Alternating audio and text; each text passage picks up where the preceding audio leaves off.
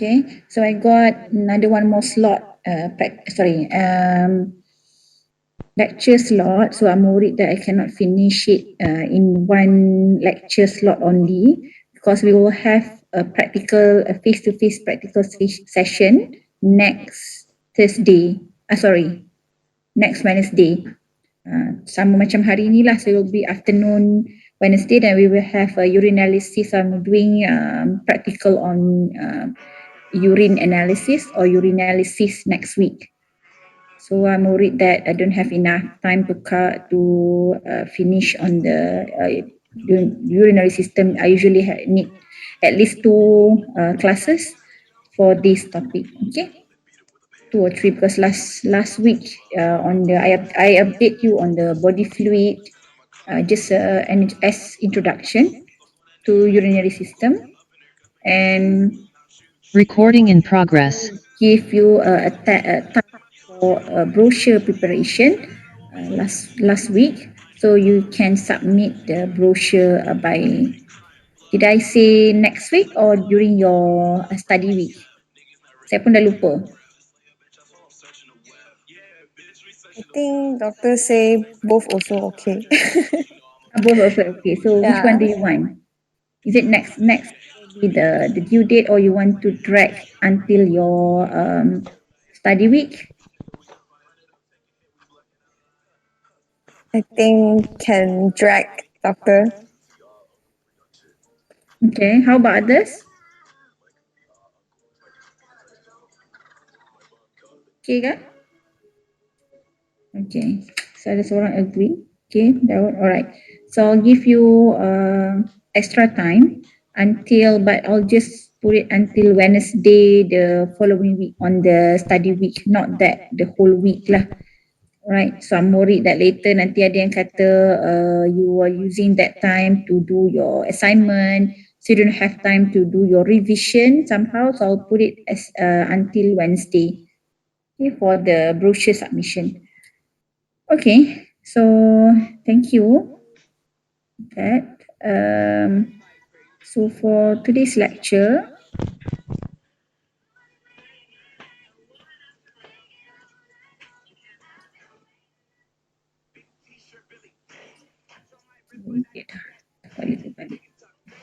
okay, so I'm going to explain to you on this is basically my first lecture, but we got the introductory to urinary system last week on body fluid and acid base balance.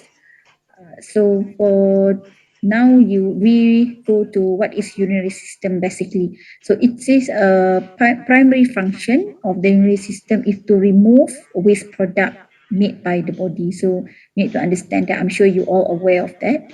So waste product is removed in the urinary system is a mixture of constituents. So it could be in the form of water containing electrolytes, waste metabolites, hormones, and other waste byproduct from amino acids in a form of solution. So that's what we call it urine. So it is composed. I'm sure you already learned the anatomical or the from Dr. Azam yesterday. So I'm just giving a brief on the anatomy after this. Just a little bit on the area of the urinary system. So it's composed a pair of kidneys. Okay, ada dua. Some of us, okay, due to certain circumstances, then we have only one kidney, but we still can perform the function. So I'll give you reason why we still can survive with one kidney. So we have a pair of ureters attached to each of the kidney, a bladder. Okay, you can see this we have only one bladder and urethra to discharge the urine. Okay, so of course each part have the play a role and have a function in the urinary system itself. Okay, so the functional organ of urinary system obviously is a kidney. Okay, both of our kidneys. Right. So in kidney, so we have the relationship between hormonal and also neural inputs, which is responsible to maintain the stability or the osmolarity of the extracellular volume, and also as well as electrolytes composition in our body, as well as osmolarity. So we need somehow adjusting the quantity of water as well as the various plasma constituent. Either we need to conserve it, either we need more of that element, or we want to eliminate the component in the urine. So kidney can maintain water and also electrolyte balance so that they can maintain the osmolarity, remain in the equilibrium state, which is the optimum state for both ECF and also ICF, so extracellular and intracellular fluid. So it's not only adjust our ingestion of water, salt, and electrolyte, but it's also compensate with the other. I did mention it in my first lecture. So if there is any abnormalities in daily basis or daily activities, such as kalau kita ada massive exercise where we have a heavy sweat, kita ada salah makan, then we have a severe vomiting, diarrhea, dehydration due to heat. So we need to somehow, kidney need to adjust then based on our body needs, based on daily activities and body situation. Okay, so you also need to know that kidney can considered as an endocrine gland because it secrete hormone, which is erythropoietin, EPO, and renin, and also calciferol, which I will discuss the purpose after this. Okay. So basically, as an overview of the kidney function, so there are 5 or 6. Okay, 7 actually. Okay, so we have 7 major functions. Some of the other redundant sikit nanti. So the first important one, excretion of metabolic waste, foreign chemical, or if there is any drugs, the excessive drug that we take, and also hormones metabolite. So it's a primary site of the waste product elimination from our body. So this product urea, which come from the amino acid metabolism, which we use it a lot in protein synthesis. Okay, creatinine from our muscle activity, we move every day and every time. Okay, so uric acid from nucleic acid, and we also have the bilirubin, which is hemoglobin breakdown end product, and also other waste materials from hormone metabolite. Okay, so toxin and waste product, which is from drug, also can be eliminated by kidney in the urine. So a second function is to regulate water and electrolytes. Okay, if the more water intake, which is more urine will be formed, and the other one vice versa.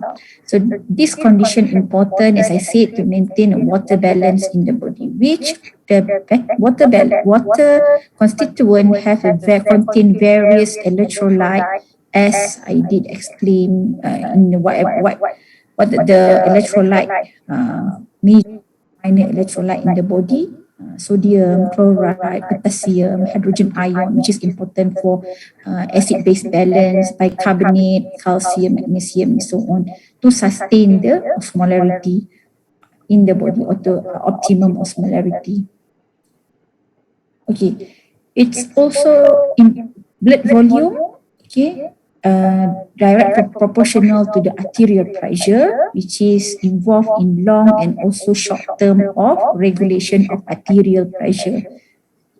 Kalau if for short term regulation, so if we will secrete renin, which is I will explain on the later on the angiotensin, renin, angiotensin, aldosterone system, which part of the regulation for sodium reabsorption. Okay, so and vasoactive hormone, which is lead to formation of vasoactive products such as angiotensin 2 lah. So this one is another mechanism that we will learn after this on renin, angiotensin, aldosterone system. So regulation of acid-base balance, as I explained in my first lecture, so regulated by urinary output of hydrogen ion and also bicarbonate ion.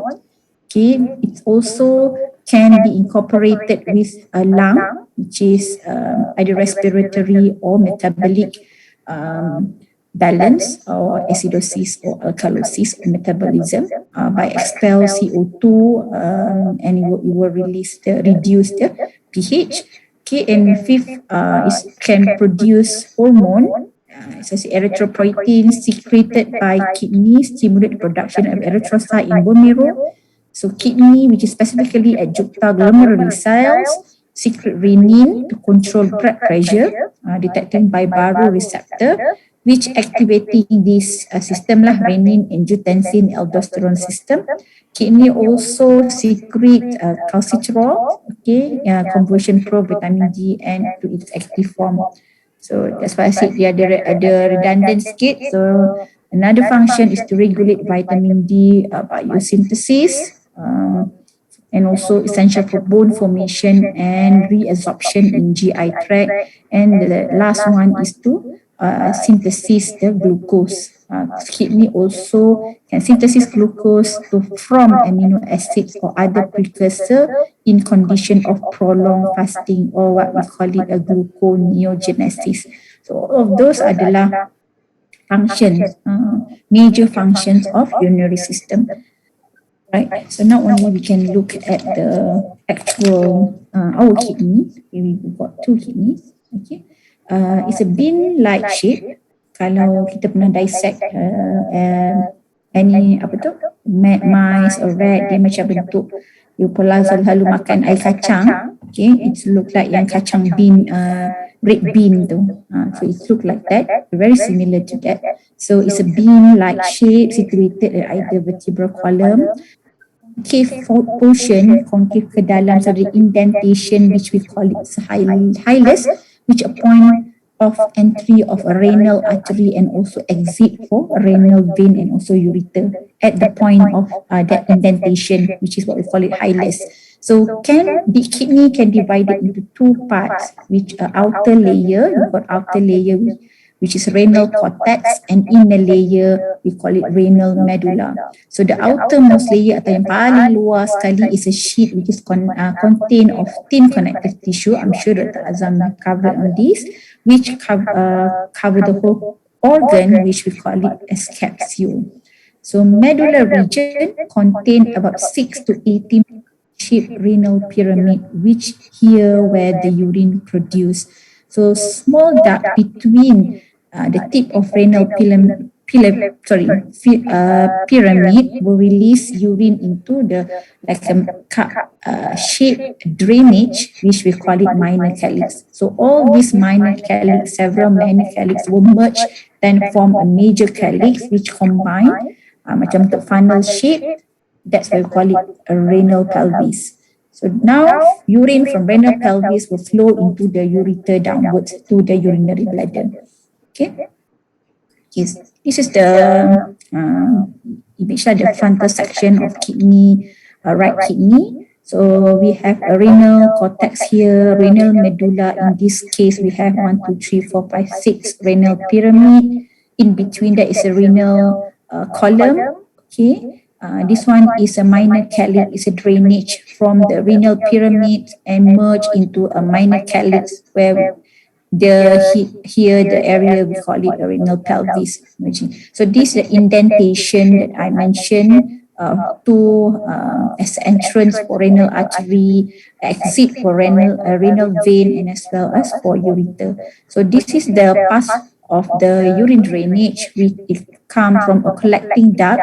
So this is a nephron, which I will explain later on, the functional unit of kidney located in the both area of cortex and medulla, depending on the type of the nephron. So from the collecting duct, it's come to the papillary duct in renal pyramid.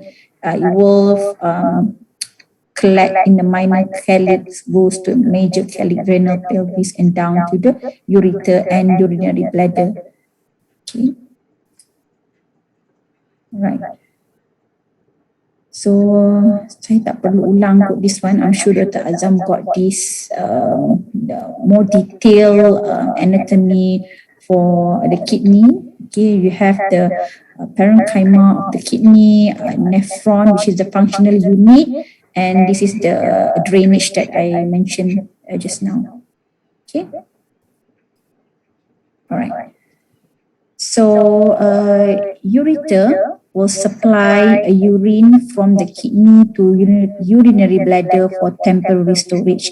So, when process of urination, or scientifically we call it, physiologically we call it micturition, it's involved the micturition reflex, which cause the contraction of the bladder, urinary bladder, to expel out the urine from our body from urethra. So within the kidney itself, so renal artery will divide, this renal artery, a red one, okay, will divide into several branches of the smaller artery, start from a segmental artery, got two segmental artery, interlobar artery, okay, in between the renal pyramid, interlobular artery, now eventually into the smallest vessel, which is arterioles. This is the one that we will discuss along the way in this system.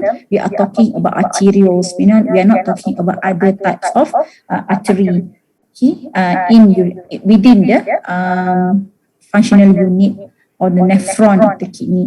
So arterioles is the one that supply blood to the nephron, and which from afferent arterioles, and efferent arteriole is the one that were brought out away all the constituent, okay, from the glomerulus, blood away from the nephrons, okay, bring away from the nephrons. Okay, so now you need to know, okay, the functional unit of the kidney is the nephron, which is the urine producing unit in the kidney. So it's about 1.25 million nephrons in each kidney. So imagine how massive, how a lot of the nephron in each kidney. That's why we can survive with one kidney to maintain because it's a lot of nephron that can do the function. Okay, and even though there is need a help with certain intervention, but yes, people can live with one kidney, right? So nephron begin at one closed chamber. We call it Bowman capsule. Okay, you have learned it before. Surround with the knotted network of capillaries, which we call it glomerulus, where blood will arrive at the glomerulus through afferent arterioles and depart through the efferent arterioles. So Bowman capsule and the glomerulus itself, we call it renal corpuscle. So this renal corpuscle then extend into long twisted, that's why we call it convoluted tubule, okay, which we call it as a renal tubule. Boleh juga panggil lumen renal tubule, a lumen tubule, convoluted tubule also can. Okay, so we'll divide it into two segments, which are proximal convoluted tubule, which is mainly lies entirely within the cortex area, the outer layer area, and distal convoluted tubule. So PCT and DCT, it's separated by a U-shaped segment kat bawah tu, we call it loop of Henle. I think I hope that I got the image lah. Right, ada dekat belakang ni. Okay, so we got two types of nephron. So this is the end capillary with the glomerulus, which is renal corpuscle. So we have two types of nephron, which are cortical nephron and also juxtamedullary nephrons, which based on their location. So the cortical nephron, the outer part, located at the outer part of cortex with the glomeruli itself, this renal corpuscle or glomeruli located at the cortex area. So this type of nephron is about 80% in a kidney. Okay, the loop will dip slightly into the medulla region, loop here up to medulla region.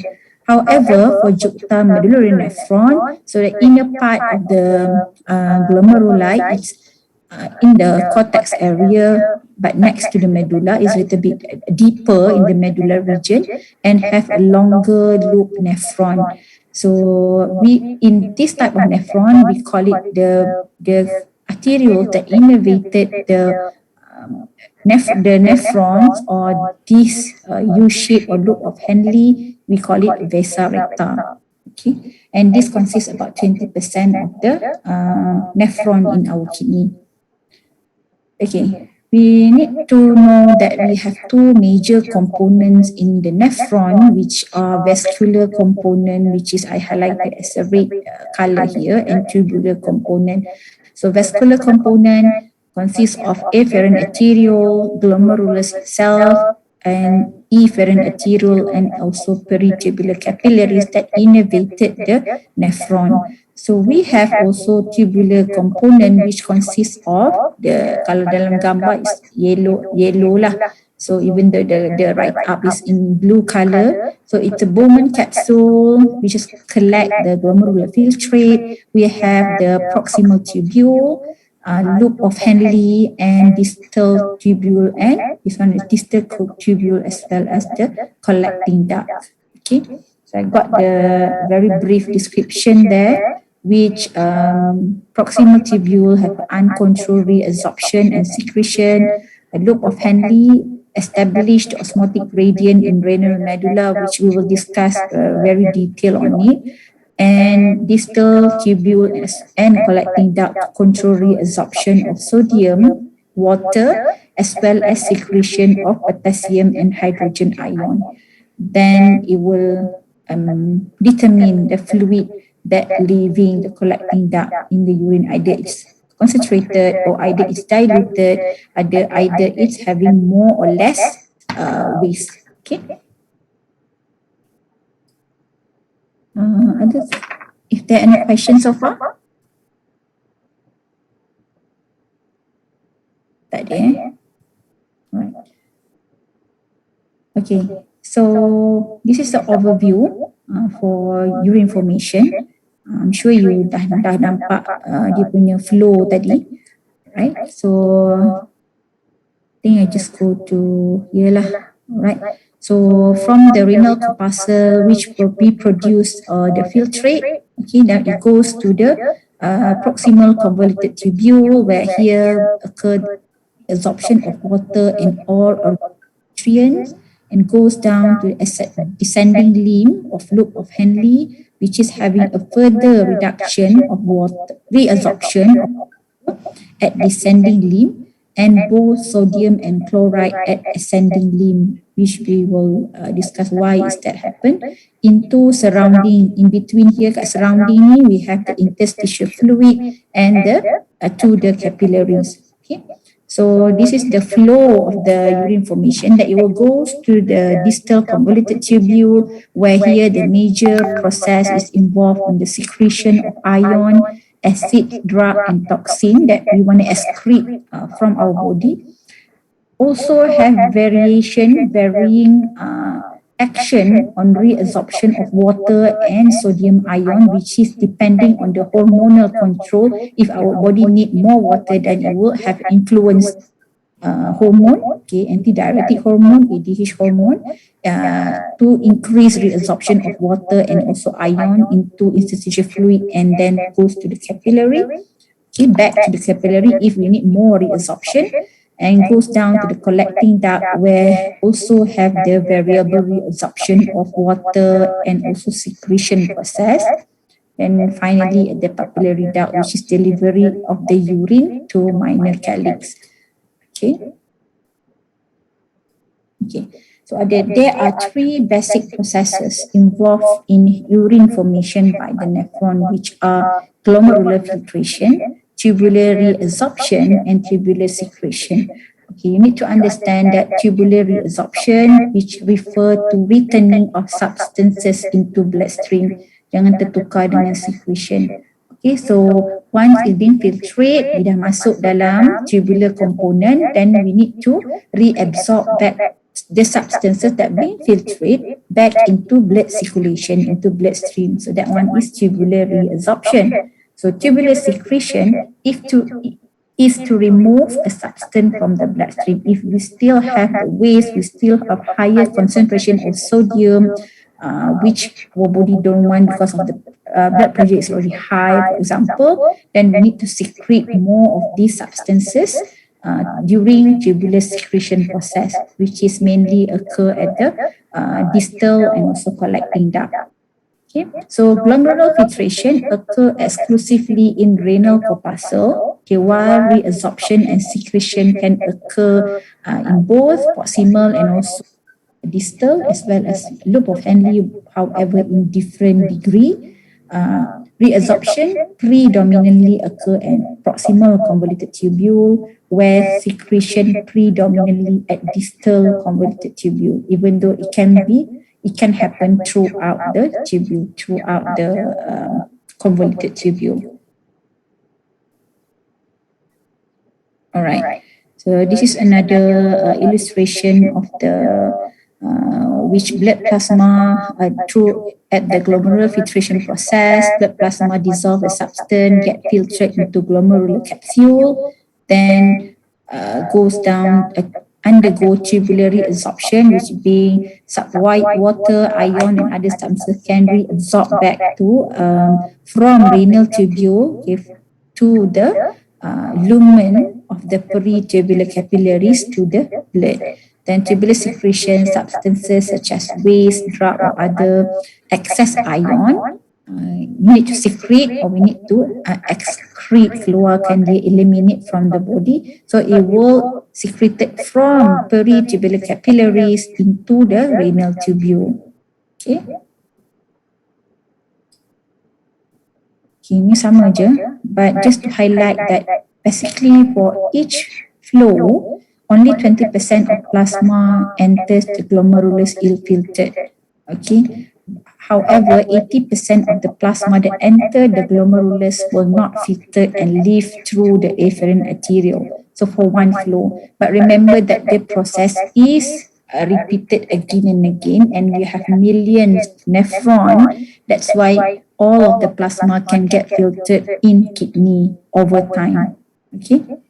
Even though at one flow, this is what the percentage that being filtered. Okay. So glomerular filtration, so it's the first step in urine formation. So it's about the of the glomerular filtrate is about 150 to 180 liters per day. More than 99% will return back to blood plasma via by tubular reabsorption, which we also have the filtration fraction, which is fraction of blood plasma in afferent arterioles that become glomerular filtrate. This is the one that I mentioned, it's about 16 to 20%, and 1 to 2 liters is excreted as urine. So this filtration only permits filtration of water and small solutes, and it prevents most plasma protein to pass through it, blood cells, and also platelet. That's why we don't in normal urine we don't see any protein, not any, some of the proteins, plasma protein, blood cells, and also platelet in urine. Okay, so this volume of the fluid filter is higher because of the larger surface area, thin and porous membrane, which we're going to discuss on the characteristic after this. Okay. So the fluid that filtered through the glomerulus into the Bowman capsule must pass these 3 layers which make up the glomerular membrane itself. So glomerular membrane consists of the wall of glomerular capillaries, which is consists of endothelial cells. So these endothelial cells is a flattened single layer of endothelial cell with large fenestration pore. They have pore about 0.07 to 0.1 micron, which in this area it makes the glomerular capillaries 100 times more permeable to water and solute than capillary elsewhere in the body. That's the exclusive characteristic of the glomerular capillary. Okay. A second membrane is a basement lamina, which is a basement membrane in gelatinous layer composed of collagen as well as a glycoprotein, which is form a sandwich between the glomerular and also the Bowman capsule, which allow water and also small solute to pass through it. Now, okay, because of glycoproteins negatively charged, so they will repel albumin and other plasma protein which is also negatively charged. Therefore, plasma protein are completely excluded from the filtrate, which is only about 1% of the albumin will escape through the Bowman capsule, which can be traced in urine. So inner layer of the Bowman capsule itself consists of podocytes, which is formed like a octopus-like. Dia macam ada cell body and ada processes lah macam kaki-kaki keluar macam tu that encircle the glomerulator. So each podocyte ada food processes, jadi dia akan have a layer between the other food processes from the other podocyte. So they will form a narrow slit between the adjacent food processes, which what we call it filtration slit. This filtration slit will provide macam laluan or macam penapis, it's a pathway for the fluid to exit the glomerular capillaries and enter the Bowman capsule. Okay.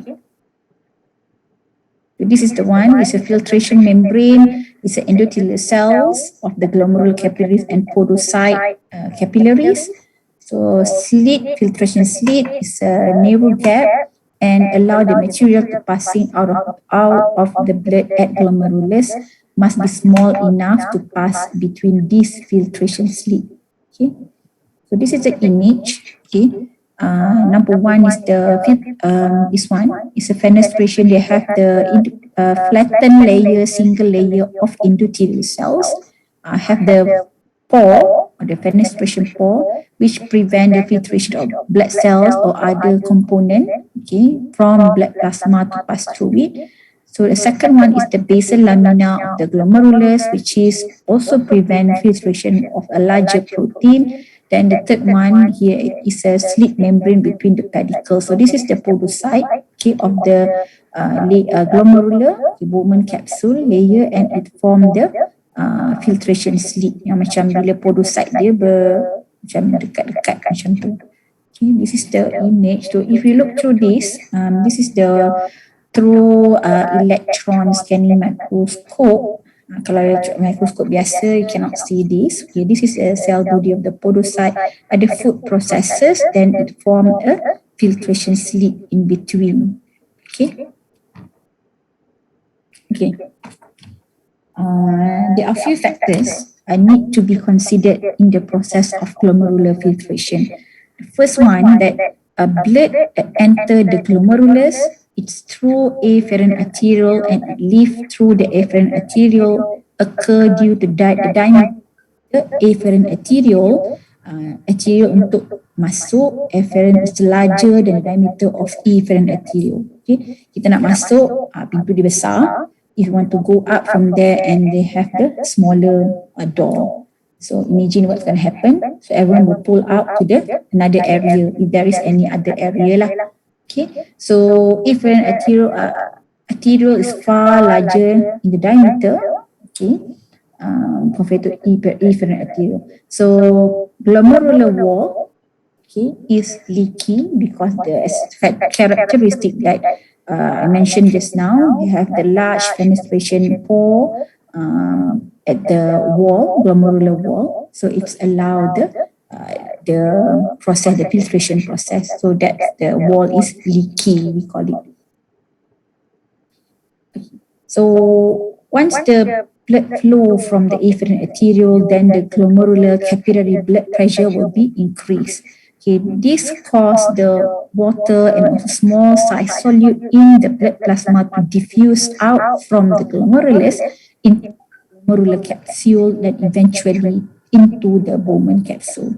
So there are three main pressures that creating this glomerular filtration, which are glomerular blood hydrostatic pressure, GBHP, which is blood pressure in the glomerular capillaries itself, which it will promote the filtration by forcing water and other solute from the blood plasma to move out from the glomerulus. So that pressure is about 55 millimeter mercury.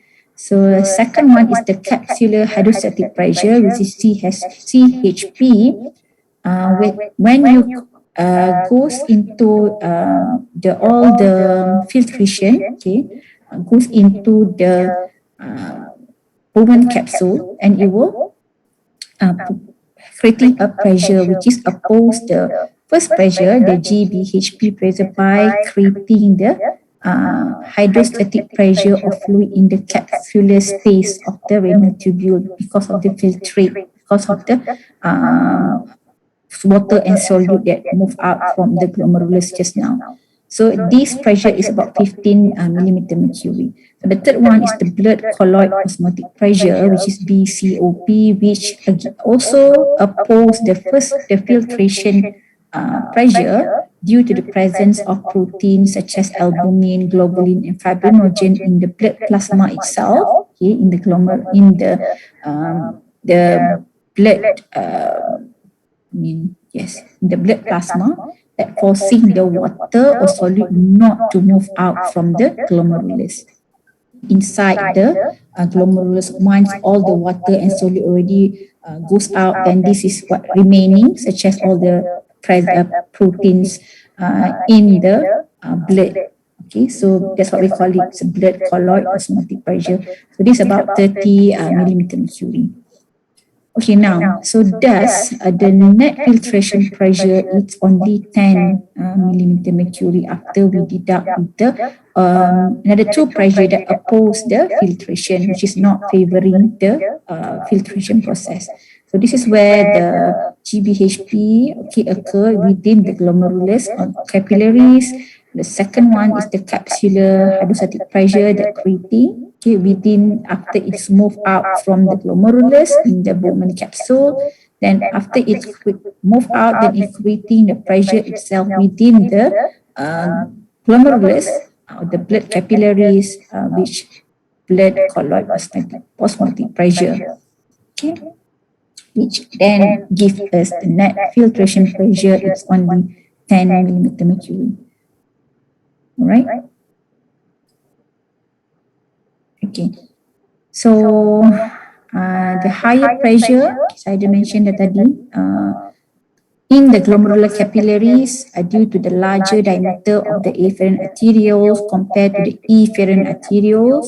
So blood will enter glomerulus through the wide afferent, okay, and the narrower at the end. So this will elevate the blood pressure in the glomerular, then push the fluid out, okay, into the Bowman capsule. So this is the one that we call it favor filtration lah. So another two forces will be oppose the filtration. Okay, right. So just an illustration that only one pressure will favor filtration. Another two oppose filtration, and of course the net filtration pressure is the one that favor the filtration to occur.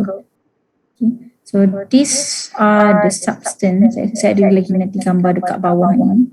The same thing as where which substance being filtered and reabsorbed and also excreted in urine. So we look through this, the first column first. The one that being filtered is the water, protein, sodium chloride, bicarbonate ion, or other, including urea, uric acid, and also creatinine, which later on it will be the rest of it will be reabsorbed back, okay, and not uric acid, only only a little small part will be reabsorbed and the rest will be excreted in the urine. So that nanti saya akan explain on that. So this, we assume that the glomerular filtration rate is 180 liters per day. Okay, tadi dia ada ranges, but this one we are following if we are assuming that the GFR is 180 liters per day. Okay. So now, what is glomerular filtration rate? So all the fluid yang tadi we explain enter the Bowman capsule, we call it glomerular filtrate. So the amount of filtrate in renal corpuscles in both kidney in each minute, we call it glomerular filtration rate or GFR, which is ml per minute. So The normal GFR value in adult for male is 125 mil per minute and a little bit lesser in female, which is about 105 mil per minute. GFR directly related to the pressure that determine the net filtration pressure just now. So if any changes with the net filtration pressure, it will also affect the GFR, either is increase or decrease the GFR value or level.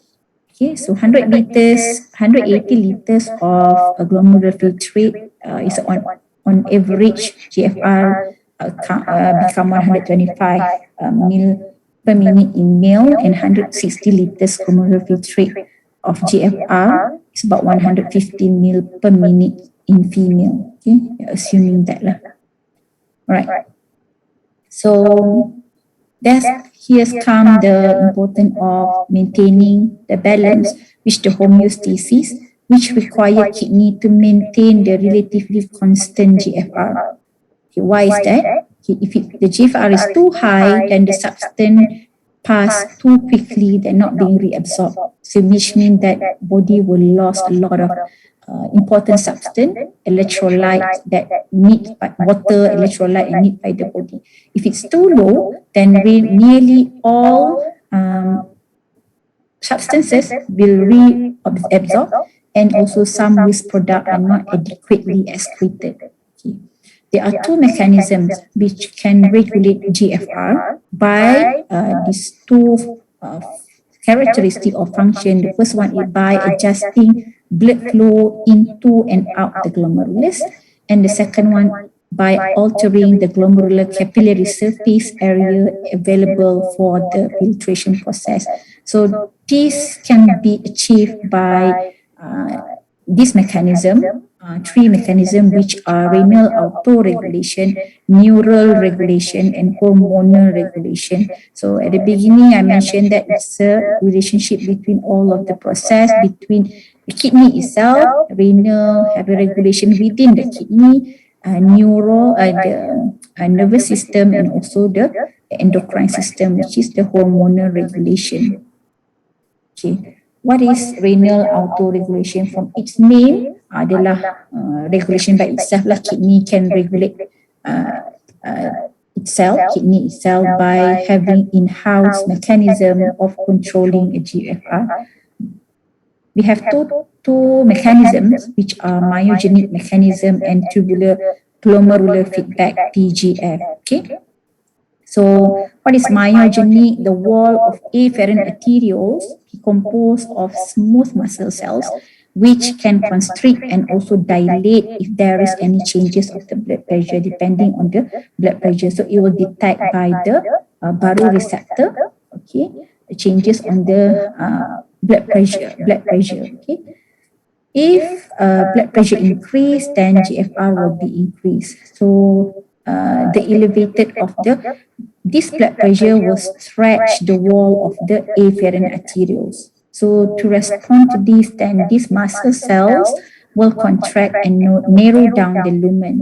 So what happened then? They will decrease the blood flow and then it will reduce the GFR into a normal or a previous, adjusted to the previous level.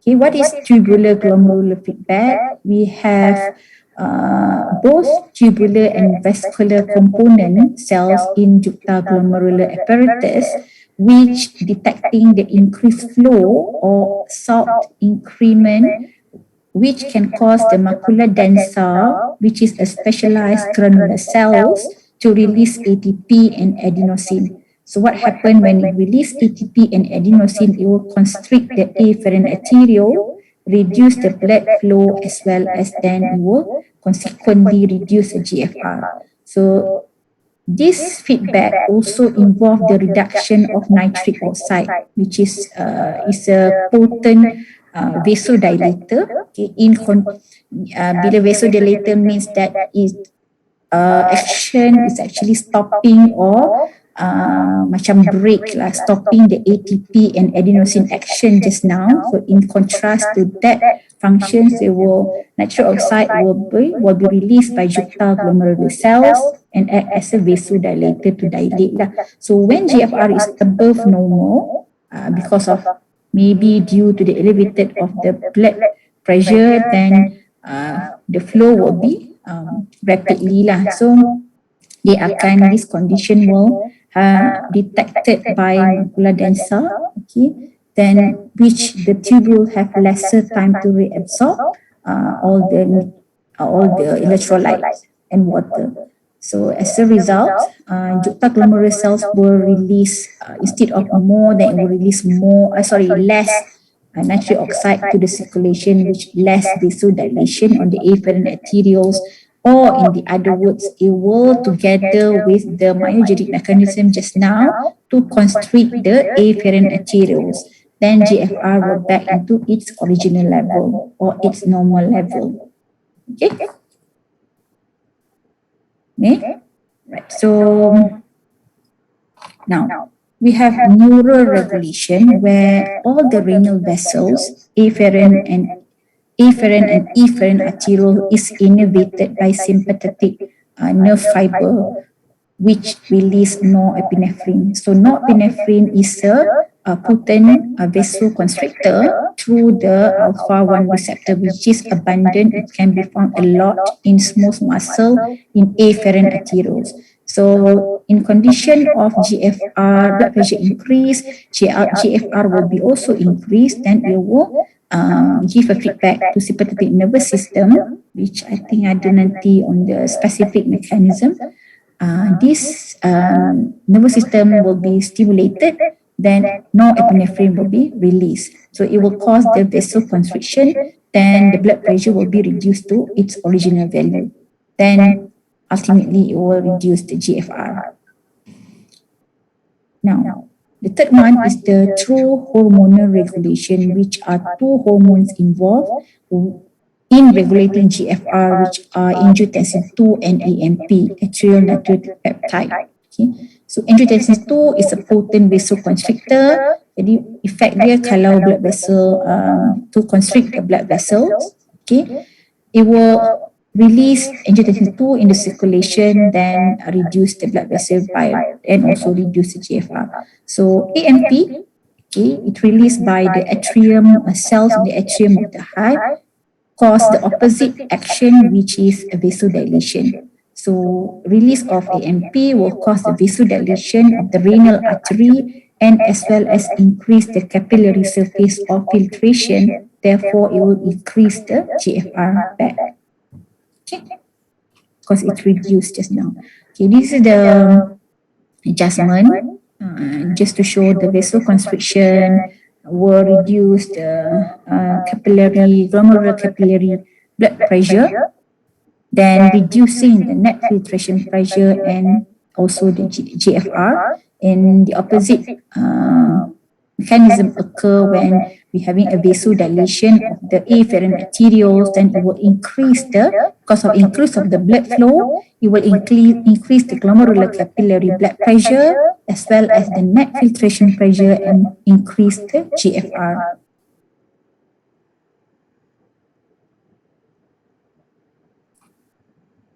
Boleh Okay. Saya ada sikit lagi sebelum saya masuk ke tubular reabsorption. Now we need to know what's the importance of having the auto-regulation of the GFR just now. Okay. Both myogenic and TGF, tubular glomerular feedback, auto-regulate GFR, need to maintain within the mean arterial blood pressure, which is range from 80 to 180 millimeter mercury, which the normal mean is about 93. Okay, so this range is crucial, and this range can need to be compensated if there is a transient changes in blood pressure based on the daily activities, macam we already know. Okay, if you have ingestion of water, kita ambil more salt in the diet, for example, and kidney will regulate and this water and salts excretion or retention. Okay, so if there is any shift in GFR, it obviously could lead to the dangerous imbalance of the fluid, electrolyte, and waste, and also having a imbalance of in the cell's function itself. So we have two extrinsic sympathetic control on the GFR, which this GFR can be changed on purpose due to certain reason. On purpose, we can change the GFR. So, which controlled by the extrinsic control mechanism, which can override the auto-regulatory response. Tadi dia ada auto, that one is normal. It's auto-regulate all the hormonal, neuro, and also in-house mechanism. But in certain condition, extrinsic control mechanism will override this response, okay, mediated by a sympathetic nervous system, give input to afferent arterioles. So when a plasma volume decrease, for example, this decrement of blood pressure will be detected by arterial carotid sinus and aortic arch baroreceptor, which then initiate the neuroreflex. These will coordinate by a cardiovascular system control center in the brainstem, which increase the activity of sympathetic nervous system to the heart and also to the blood vessel, ultimately throughout the body to raise up the blood pressure back to the normal by increasing the cardiac output throughout the body. So this one, the mechanism, the extrinsic mechanism. Okay. If this happens, plasma volume can still reduce. Therefore, it will reduce the urine output, which to conserve more water. Okay, in this situation. Okay, what happened? The other one is we having also a baroreceptor reflex in this extrinsic control, which this reflex respond in the fall of blood pressure just now. The function is to having a vasoconstriction in most arteriole throughout the body. Okay, not including, of course, including the afferent arterioles. Kalau in health tadi, dia hanya have an effect of the afferent arterioles, but now it's throughout the body. So the afferent arteriole itself have the alpha-1 adrenergic receptor inhibited with the sympathetic vasoconstrictor fiber, which can increase the sympathetic activity, which is constrict, then it will having a less blood flow to the glomeruli, then it will having a lesser GFR, then also urine volume. Okay. At the same time, when having this simultaneously, it will also increase the tubular reabsorption. Why? Because need to restore back the plasma volume.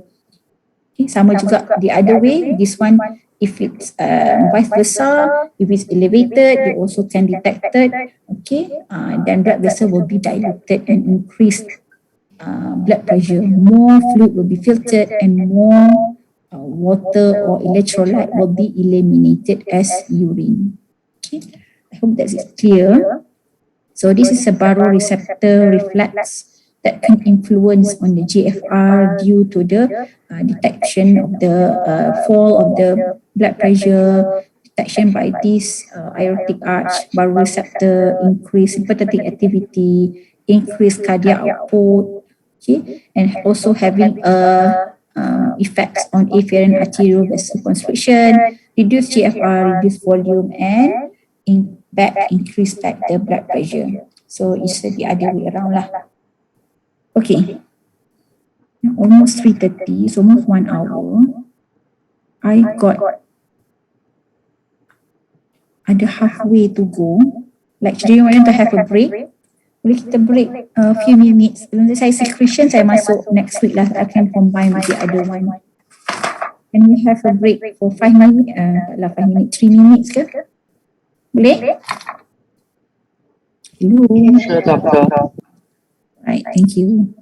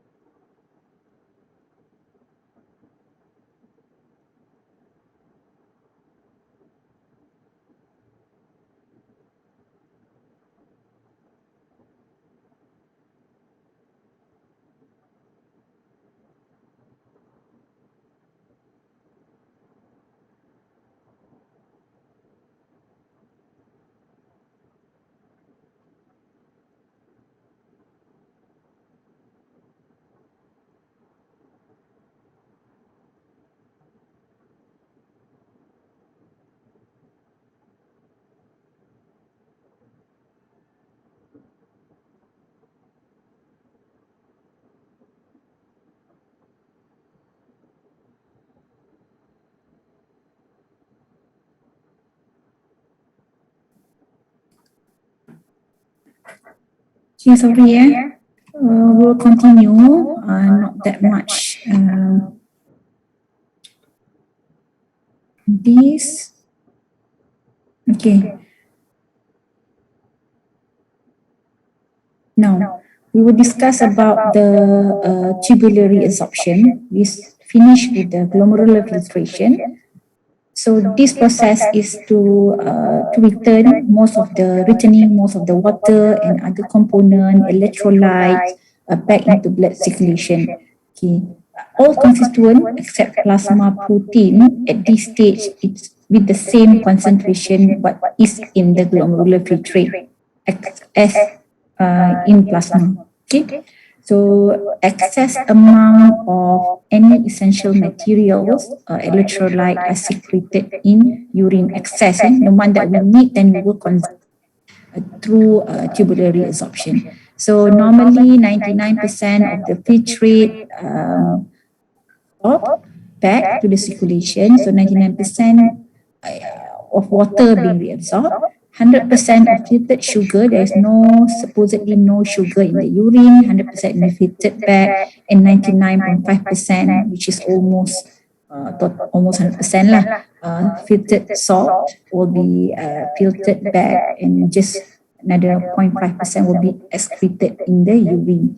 So this reabsorption process is highly selective and is only absorb the element that required by the body. So the rest of the thing that we don't want, body don't want, it will stay in the tubules and will be excreted out through urine. So this only large percentage of the waste product will be present in the urine. Okay. Yang inilah yang kita tunjuk tadi. So we only have waste, it's uric acid, phenol, creatinine. So there will be a presence in the urine, urea as well. Okay. So urea ni sebenarnya sebab dia hanya 50%, so half of it will be reabsorbed back through gradient concentration. I'm sure I've got a slide on that later. So that's why if you see that 54 gram will be filtered, it's about half, 24 gram will be reabsorbed, and about 20 plus to 30 gram will be excreted in the urine for urea. Okay. Alright, so reabsorption of the substance from the tubule back to the circulation or bloodstream can be either active or passive transport. So solute reabsorbed by active transport includes all the electrolytes, okay, also glucose and amino acids. However, water will be reabsorbed by osmosis process, which is considered as a passive transport. Okay, kalau you still remember my lecture during your first semester, so I've been discussing on the passive and active transport. So the reabsorption process primarily occur at the proximal convoluted tubule and slow down when it goes down to the distal and collecting duct. Okay, for a substance that need to be reabsorbed, so it must be transported through this layer, which is across the tubular membrane. First goes into renal interstitium, then through the peritubular capillary membrane that will goes back to the blood circulation. Okay. Okay. So reabsorption of tubular epithelial membrane into the renal interstitium. Okay, here it will include the active or passive transport. However, from the renal interstitium goes to the peritubular capillaries, here it will transported via ultrafiltration or we call it bulk flow, which is mediated by hydrostatic and oncotic forces. Okay. Okay, this is the tubular reabsorption process that involve what we call it transepithelial transport. It's one of the type of the transport. Nama pun sama trans, through the epithelial, but it will go through the epithelial cells lah, transepithelial transport. So the steps, like the first one, okay, if you see here, this is a luminal membrane. We've got two types of membrane. Facing the tubular lumen, we call it luminal membrane, and facing the interstitial fluid, which is basolateral membrane.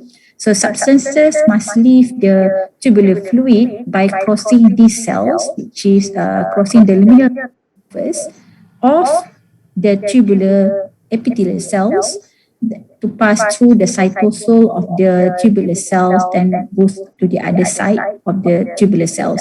It will cross this membrane, which is a basolateral membrane of the tubular cells, into the interstitial fluid. Specifically kat sini ada area we call it lateral space that is having the accumulation of all the ions that being transported. Okay, so it will diffuse through the interstitial fluid, then finally it will penetrate the capillary wall to enter the blood plasma. Okay, that's the what we call it transepithelial transport. So if we see active versus passive reabsorption, so active transport can move solute against its concentration gradient. Jadi you need energy. So this example of having the sodium potassium ATP pump, which a lot at the basolateral membrane. Okay, active transport ada primary and secondary, as you know. So primary is only transport directly from hydrolyzed ATP. Substances actively reabsorbed such as glucose, amino acid, and electrolyte. So of course, primary active transport, the one that heavily discussed is a sodium potassium ATP pump of the external membrane of the cell at the basolateral membrane, which responsible for transporting the sodium out of the cells. Okay, nanti if it basolateral membrane having that pump, a lot of that pump, it will accumulate at the lateral space. Sodium ion will be accumulated at this area. Okay. Okay. We also have the route. We got two routes of the reabsorption, which paracellular and transcellular. From its name, paracellular means it occur between the adjacent tubule cells, because here tight junction does not completely seal off within the interstitial fluid from the tubule fluid. So we can, sodium will just pass through it by a concentration gradient through a paracellular reabsorption. So this is considered as a passive movement. So we also have the transcellular reabsorption, which is it must pass through the cells, the one that I mentioned. So yeah, you need to use the ATP energy because it's again the concentration gradient. Okay. So tadi the primary active transport. So in secondary active transport, it will also have against the electrochemical gradient. However, in this transport, it drives another substance across the membrane. Okay, which means that it's not use just ATP. It's also having the another molecules such as to transport glucose in this case. Okay. The membrane proteins that perform secondary active transport, what we call it synport lah, they bring together in this case too. So sodium ion bring in glucose molecule as well. Okay, from tubular lumen into the proximal convoluted tubule cells, then it will goes into the interstitial fluid, and it will be transported in through the pretubular capillaries. Okay. This is we having a sodium potassium pump where glucose will just diffuse in through the concentration gradient. Okay. So if it's synport in the same direction, and if necessary, then some of the molecule it will involve the antiport, which is in the a different direction. It's just that one is just a revision from a previous lecture.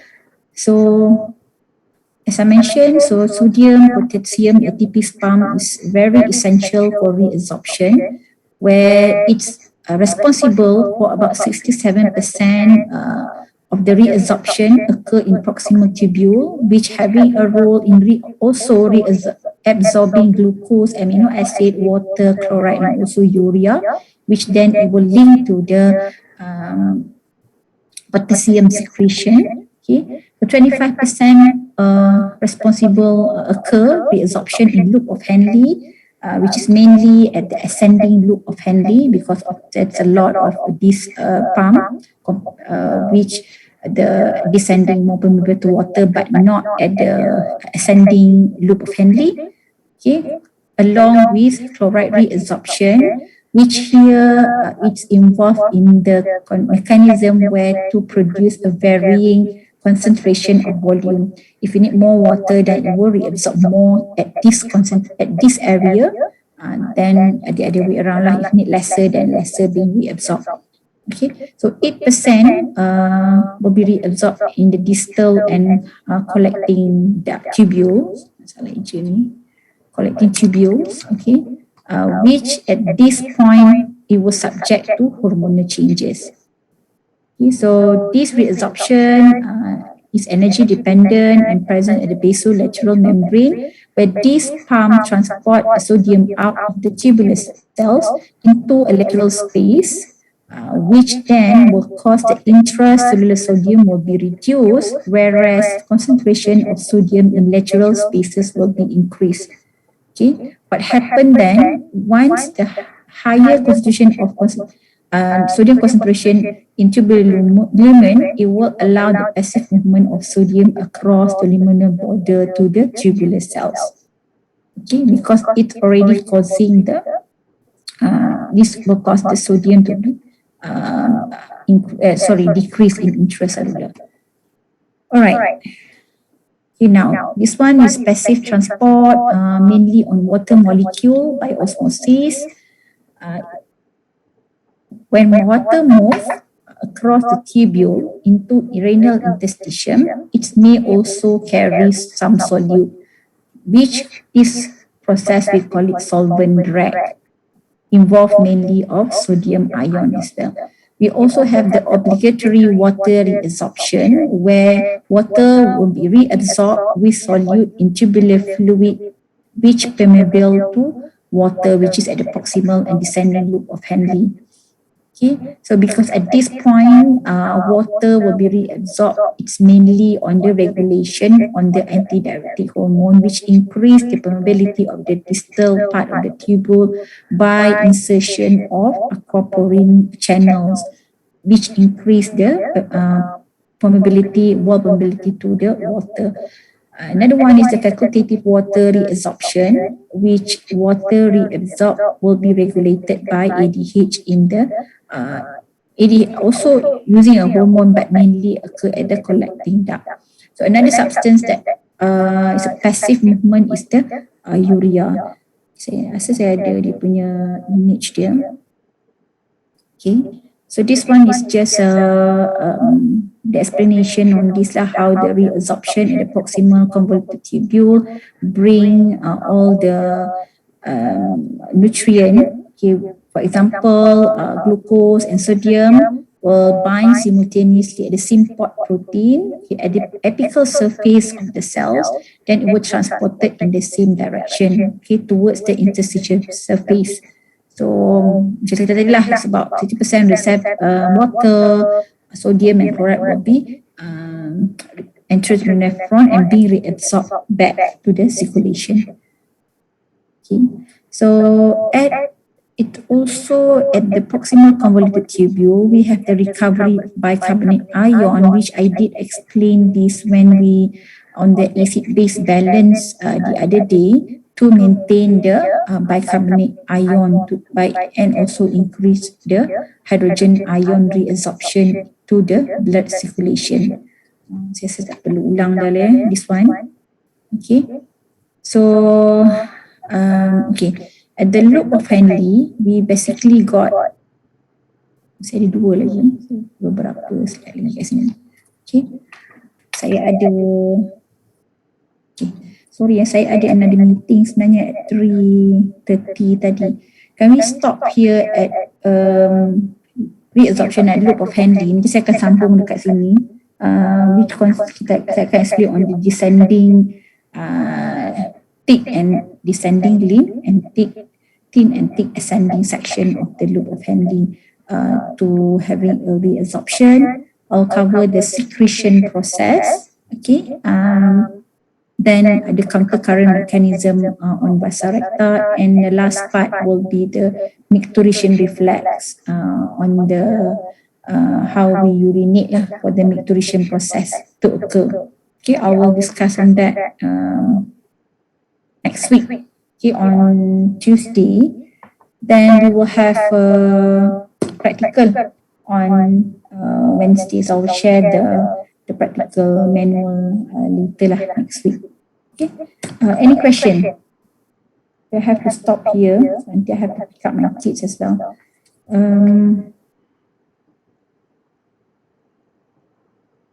Ada question tak? Recording stopped. No question, doctor. Okay. Tak ada, yang lain tak ada. Okay. Thank you for listening. Nanti saya tak pas, saya dah create, saya check.